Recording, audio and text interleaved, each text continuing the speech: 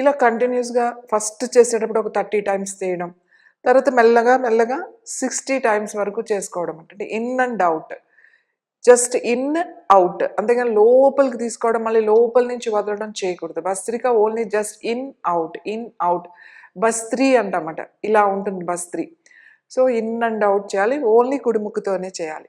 ఒక్క కుడి ముక్కుతోనే చేస్తే దీన్ని సూర్యాంగ భస్త్రిక అంటారు. సో, బాగా ఎక్కువగా ఉన్నవాళ్ళు సూర్యాంగ భస్త్రిక కూడా ఒక 3-5 నిమిషాలు చేసుకున్న తర్వాత, అప్పుడు సూర్యభేద ప్రాణాయామం కూడా చేయండి. ఈ 2 చేయడం వల్ల మీకు ఈ చలికాలంలో వచ్చేటువంటివి రాకుండా ఉంటాయి.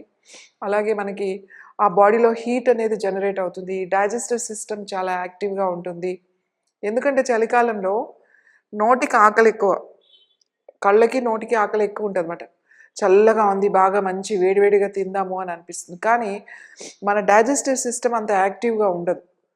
దా అరగడం గానీ చాలా మందంగా ఉంటుందన్నమాట.